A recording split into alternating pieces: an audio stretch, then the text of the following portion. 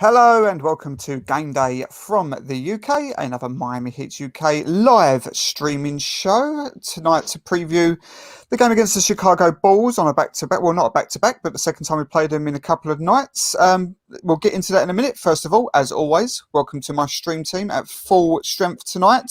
Sam McQuarrie, how are you, sir? Doing good. Hopefully Sky won't let me down today with my internet. It's always a battle with Sam and his internet connections, but you're looking good tonight, mate. You're looking good.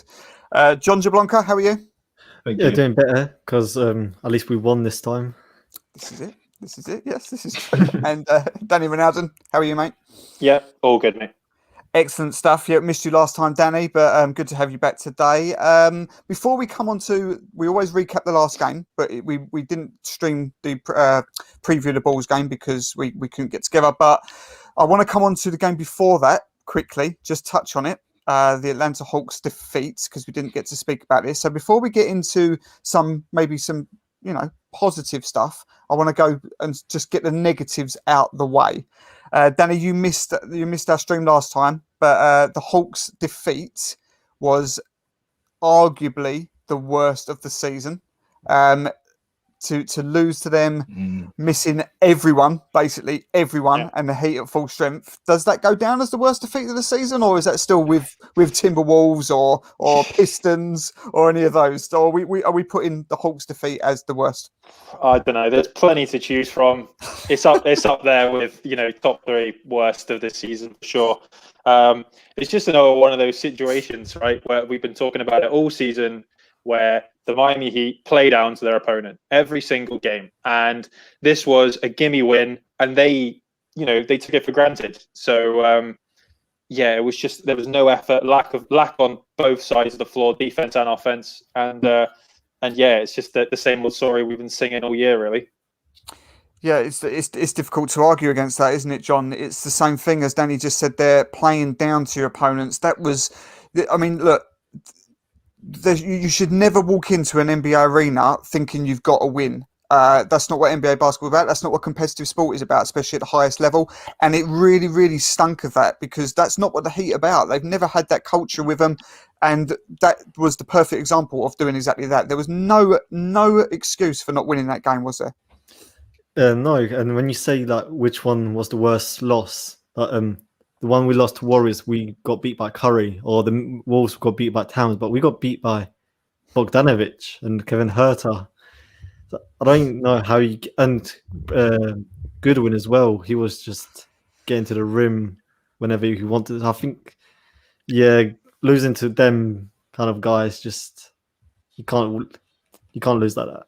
No, and you can't forgive it, and it is frustrating because it was again, it interrupted some good rhythm, and it was like we had to go back to basics again, back to the drawing board again. And we've said this so many times for this season, which is why we hover around that 500 mark, and we always have done all season. But anyway, that is out the way now. We did back it up with a win, Sam, against Chicago.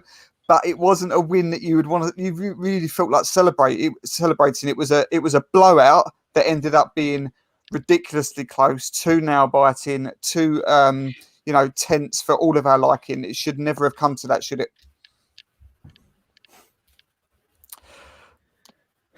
Uh-oh. I literally just DM'd him in the chat and said you're all good as well. When you have a... Oh, you're back. It's funny because I can actually hear you guys, but I don't know. You're back. But yeah. All right, so that game, it was a bit frustrating because, like, for 3 quarters, it was like we did all the right things. So we had Bam being assertive on offense. He was distributing the ball as well.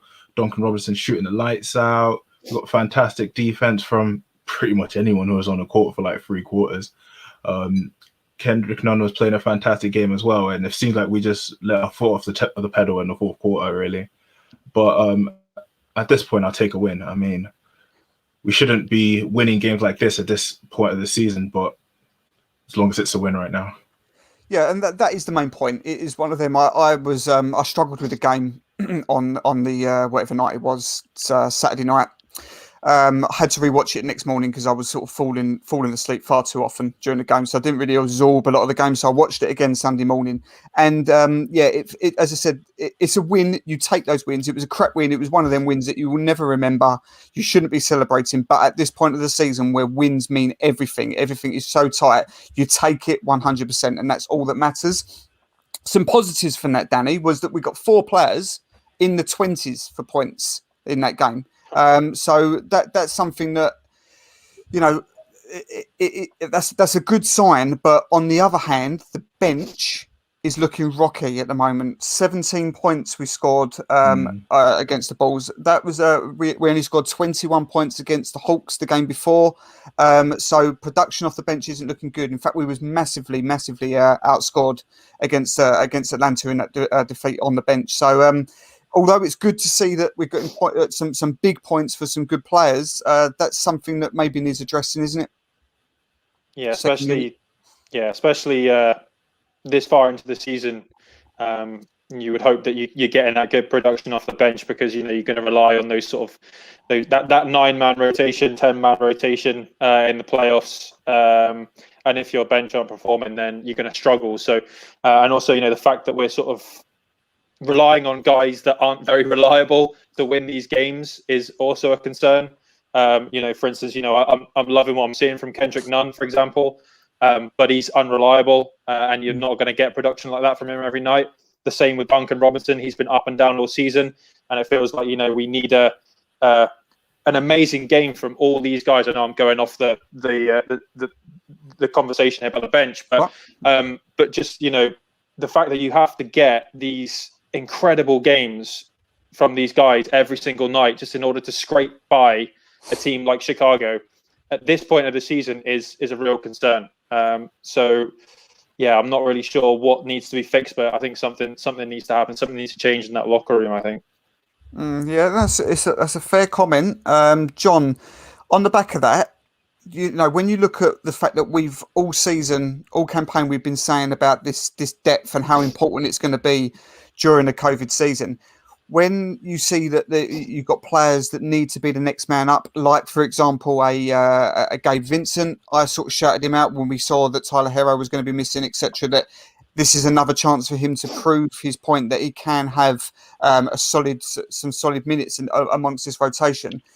He doesn't take his chance. 23 minutes against the Bulls, just 2 points. It's sort of back. It's a bit of a sort of slap back in the face of all the guys like us that have been saying depth matters. Well, that's not the production that's going to get it done during this season, is it? Well, I don't think that's fair, because our depth is gone because of health. Dragic's not playing. Hero wasn't playing, and Kendrick Nunn's starting. But in a healthy world, Depot would be starting. Nan would be off the bench with Dragic and Hero.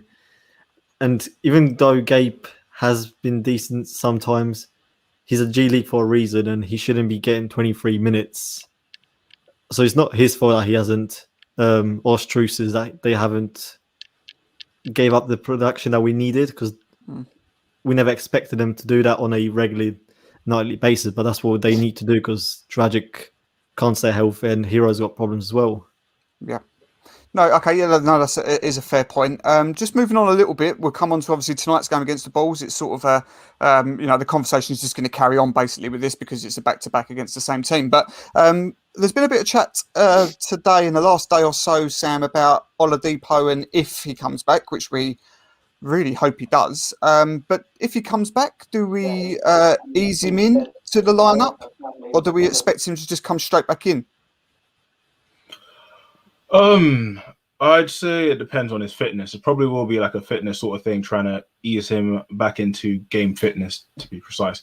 But I think it would just have to depend on how he proves himself in trainings, because on this team you don't just get things handed to you. You have to earn it. And I believe Victor Oladipo, if he's healthy to an extent, obviously he's coming off an injury and he's had like previous injury issues, but if he's healthy to a good extent, it should be no issue getting him to start over Kendrick Nunn. He just needs to prove himself, and I feel all he needs is a good slate of health. Yeah, I think it's one of those where you think, we all want to see Oladipo back in the lineup as soon as possible because he was just getting into his rhythm and he was looking great. Let's be honest, every game looks better and better. But I want to talk a little bit about Kendrick Nunn then, because I think there's an argument, Danny, to say that Kendrick Nunn has arguably been, obviously behind Jimmy, behind Bam, he's perhaps been our third best player this year. Now, Duncan Robinson might have something to say about that, but I think that's quite valid. I wouldn't argue against that. So therefore, would you expect Oladipo to just walk back into the starting lineup, or do you think that he would be prepared to, or not necessarily prepared, but he should be maybe starting off the bench, especially while he gets his fitness back, while he gets his health back, and Kendrick Nunn shouldn't just suddenly be out of the rotation and out of the starting five? Yeah, contrary to what I said just previously about Kendrick Nunn and his inconsistency, about his inconsistency, you're probably right in the fact that he is arguably our third best player. Could be a tie-up between him and Duncan, like you said. Does Depot just walk back into the starting lineup if he comes back healthy? No, I think not, actually. I think you ride with what you got. We got a bit of consistency in the starting lineup, for now, and you roll with it, and you let the game come to Depot off the bench. It depends on when Depot is back. If he's back, this regular season. I know we only got a few games left. What is it? 11 games? Is it 11 games left? 11 games. So if he comes back at some point during the regular season, keep him on the bench and get his reps with the second unit. But then maybe in the playoffs, I don't know if you need that sort of spark in the starting lineup. Maybe Spo switch that up. But I think actually you're right. I think Nunn will continue to be in the starting lineup for the foreseeable future, I think. Yeah, I think if it comes to it that he is back before the playoffs start, which I'd love to think he is, but who knows what's going on with Oladipo at the moment. But I think it would almost be inevitable that he would start off the bench whilst we're still in the regular season. All depends because you want to get those reps behind him, those minutes underneath him again to try and be full blown for the playoffs. But we'll see. He'd most likely be in the closing lineup. Yeah, well, that's all that matters, to be honest, isn't it? Yeah. I agree with that. Yeah. Okay, guys, right, let's get on to tonight's game. It's just a follow-on from the conversation, really, because we're talking about the Bulls that we've just played, and here we are again playing the Bulls again. But let's do the usual thing. So, Bulls now 25 and 35 for the season. Heat now 32 and 29. The Bulls are 13 and 17 away. Heat 18 and 13 at home. They're on a bit of a slide at the moment, Chicago, 3 and 7 in their last 10. Heat inconsistent, 6 and 4, and I fancied -5.5 points on the spread. John, the Bulls really are probably the only team really that are still trying to get in this play-in, because I'd like to, you probably think now that the Raptors are probably done with it. They probably don't want any part of this now. They're probably now thinking about draft picks. The Wizards are on an absolute tear. They are well and truly looking to try and solidify not only a play-in place, but maybe even a playoff place. They're playing that good at the moment. But the Bulls now are 2 games back. They're missing Levine. Do we think that really, from their point of view, that tonight maybe even sort of do and die? If they lose tonight, that could see with the Wizards winning inevitably again, which seems like they will, there'll be 3 games back and it's like give up for them. So it's really now possibly the last chance to get this over the line, isn't it? Yeah, and I'm watching on YouTube like a couple guys that are diehard Chicago Bulls fans, and I don't know if you know them. It's through the wire. One guy would bet on the other team because he just lost hope on the Bulls even making the play-in. So if the diehard fans just acknowledge that they can't make it, then I think it's not really that good of a chance of them making it. No, I mean, they're. I just don't. Without Levine, you take away such a punch there. They've actually, on paper now, they've actually moulded quite a good team with Vooch, etc. in their team. But I just think that it seems like the same old story with them. They can't quite get enough over the line. But not with Valentine shooting those logo threes.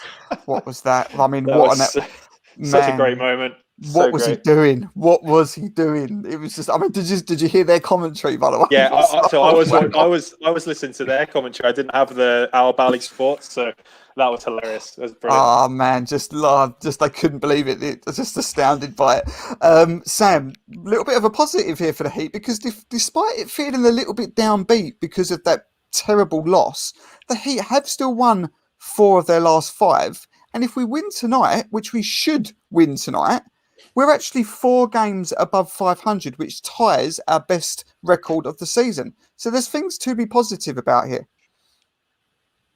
Wow, I honestly didn't even think of that. That just goes to show how shocking this season has been, to be honest. But yeah, I feel it's all about the race to the end of the season right now and try to get as high of a seed as possible. I think we're like 3 games behind 4th, if I'm correct, or something 2, like I that. think. Yeah, 2 and if games we back. win today, we're up to 6th, I believe. Is that correct? I think so. Although I'm not sure what happens with Celtics. I'm not sure if Celtics are playing tonight. Actually, we'll come on to that. But let's get on because that was going to be my next question. So it is now a bit of a race to the end of the season. We've got 11 games in 19 nights, I think. Crazy, absolutely crazy. But this is the season And that every we're in. single Not game just matters right now. absolutely every single game matters. Now, when you look at Knicks, who are in 4th on a tear, 9-game winning streak. However, they've got to go out west still, and that's a brutal west trip. Just go through their schedule out west. Rockets, Grizzlies, Nuggets, Suns, Clippers, Lakers. 6 games out west is coming up for the New York Wow. Knicks. They are 2 games ahead of us at the moment. That'll The be a test. Hawks, yep, the Hawks are also 2 games ahead of us, and they hold the tiebreaker over us. Their schedule is tricky, but not as bad. They got a couple of games against the Sixers back-to-back away. They've also got to play the Blazers, the Suns, so they've still got some tricky games. The Celtics and the Heat both had the easiest run-in, but they're so bloody inconsistent. Mhm. So there is And 2 games. we've that got them separate- as well. We've We've got to play got the 2 Celtic games, haven't we? we've got 2 Celtics games to play, so they're going to be huge. But it now comes round to the fact that I don't know what to make because I think that personally, I would say that the Hawks are probably now, because they got that tiebreaker, I don't see us getting enough back. I think that their schedule isn't too bad. I think that the Hawks right now, I would probably put in at that 4th seed. I think that the Knicks will make the top 6. I just don't think they'll make the top 4 or 5. I think they'll slip to 6th because of that schedule. So that means that either the Celtics or the Heat will get in my opinion. This is only my opinion, but I think they'll get in around that 5th seed, Heat or the Celtics. The Hornets can't quite be ruled out yet. And then after that, I think you're just that's it. You're looking at the play-ins and that's it. Danny, what do you think? It's a fucking mess. To be honest, it's really hard to keep track. And yeah, like Royal said there, we have the tiebreaker against the Knicks, so that's gonna, considering how close we are. Like you said, I didn't actually realize that the strength of that West Coast trip that the Knicks have to go on. It's gonna be nip and tuck right to the end. I couldn't call it. I don't think anyone can. I think all you have to hope for is the fact that you stay out of that play-in tournament. I think if you can just get out of that and then you take your chances in playoff mode, because you know that this team, they have a second gear, right? When they get to the playoffs, you saw it last year. I know last year was a bit of an anomaly and a bit of a spark, if you will. It was something special, but they definitely turned it up in the playoffs. So if you can just stay out of that play-in tournament, I'm happy wherever we're seeded. But I think, yeah, I'd take my chances at maybe a 5th seed. Yeah. Okay, good stuff. Yeah, like it.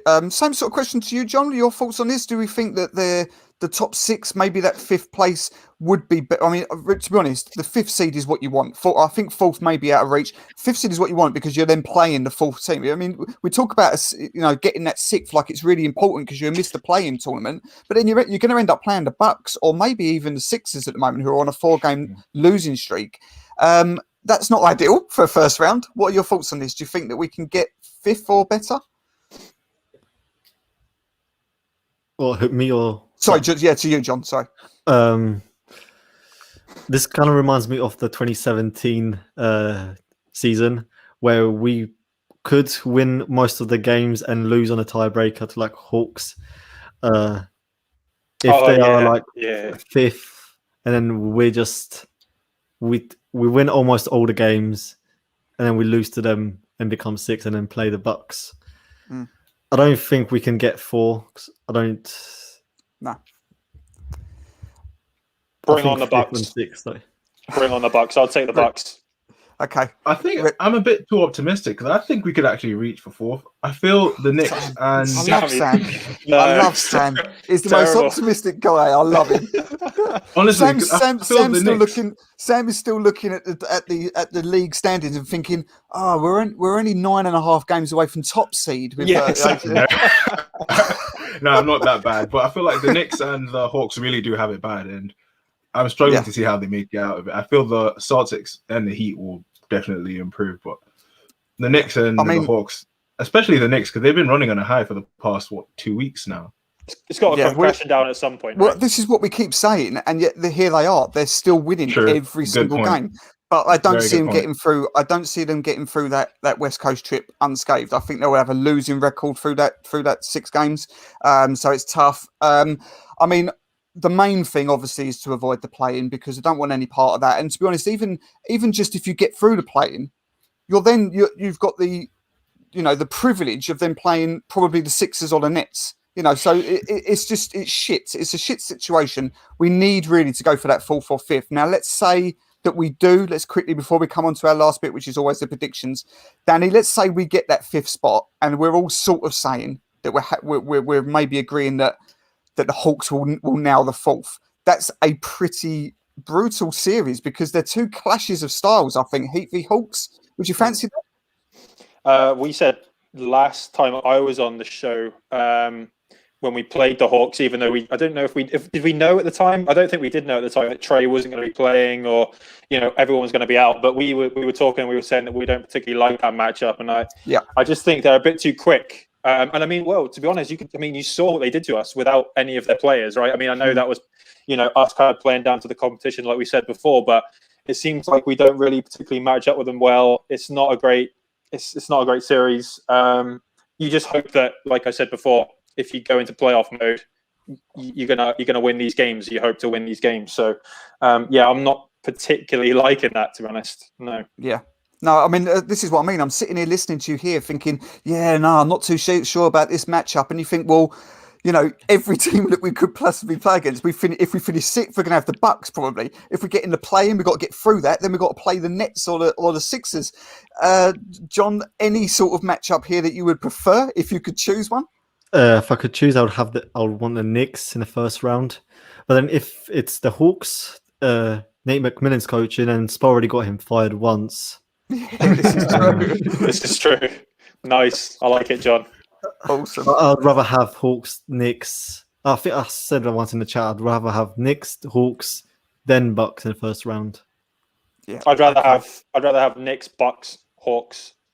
I know that the Bucks are a better team. They're a much better team, but in terms of the way we match up against them, I think we might stand a better chance against the Bucks than the Hawks, to be honest. Yeah, I said on one of on a tweet the other day. I said, look, without a doubt, the Bucks are more of a threat this year. Oh, for more sure. of a threat. But it might even end up being Heat in 6 this year. Who knows? So there we go. that covers a good reaction. Right, guys, let's end with the usual bit. Let's go through with some predictions. So, Sam, let's start with you. Tonight's game against the Bulls. How many of the Heat winning by? 30? I'm gonna go comfortable win. I'll say maybe 9. 9? I feel looking at the last game, it was good that we ended up winning the last game, but Spo would be able to point at specific areas and show the team how they could screw up if they don't pay attention to specific things. So I feel they'll be able to learn from that. Yeah, that's a good point. In fact, sorry, I should have said as well, yes, the Bulls are without Zach LaVine again tonight, which is big. The Heat also have Oladipo, as we know. Iguodala is out. Tyler Hero and Kendrick Nunn both on game time decisions. So maybe a little bit could be depending on that availability, especially Kendrick Nunn at the moment. Let's hope they're playing. Danny, what do you think? I don't know. I'm not optimistic about this game for some reason. Royal is. Oh, shit. Right. I can't follow up that with an L, can I? I'm let's not that go. young. It'll be a close win. Few points, 4 points. Okay, so we've got Heat by 9, Heat by 3 or 4. John, what are you thinking? I'll say confident win around 7 to 9 points. Okay, good stuff. So conservative, but good wins. I'm going to say double digits tonight. I think that Sam already sort of touched on it. I think that they would have been shown a bit about that game last time out, and I think that they won't let it happen again. Even if we are missing players, I think that we'll start hot because that's what we seem to do, and then it will be in the back of their minds this time. Is don't go down the same road. Don't let the same criticisms come at you. Keep locked in, wire in. We don't want to be having Jimmy Butler and Bam Adebayo coming off the bench having to get you through this game again. So I'm going to say Heat by a dozen tonight. So again, swept all the way through. This is good. It's an important game tonight. I feel like it's an important game. We need this win. It's big. It's important. So let's hope we get it. Before we go, just another quick shout out to John and his new little venture that he's got going. John, tell us about it. So yeah, I started this website Simply Balling a couple months back, and I've started again, just making more content, and I've started doing a Heat roundup, as because we're all Heat fans and we sometimes miss games, so I wanted to provide a summary of all games that happened and weekly stats, and just a summary of what's happened next week. So you can find that all on my Twitter. You can just see on my Twitter right here, and at simplyballing.com. Yeah, it is awesome. I said his first post that he put up today, earlier on this morning. Going onto John's feed, you've seen his handle there. If not on my handle, it's on there as well. I retweeted it. It's brilliant, really, really good. I really enjoyed reading it. It's exactly what we need. Yeah, some nice sort of Heat summaries and some video content in there as well. Check it out. It's really, really good. That's Simply Balling. So well done for that, John. Look forward to more of that. Join us tonight, guys. Usual 1 a.m. This seems to be the usual thing now. 1 a.m. It seems like it's going to be all the way through the season. On the in-game comms tonight at the Miami Heat UK at the Miami Heat UK on Twitter. Don't forget to please subscribe. Tell everyone you know about this channel because we're going to continue to grow it, hopefully. But thanks for tuning in, and let's hope again we get some momentum. This is important. We need these wins. That doesn't matter how, but we need these wins. We will tie our season record best tonight with a W, which will be 4 games by .100. Seems stupid to be celebrating this, but this is where we're at. Let's keep getting these W's, guys, and we'll catch up next time out, which I think is Wednesday night against the Spurs. Important game again. Should be a fun game, but let's concentrate on tonight first. Take it easy, guys.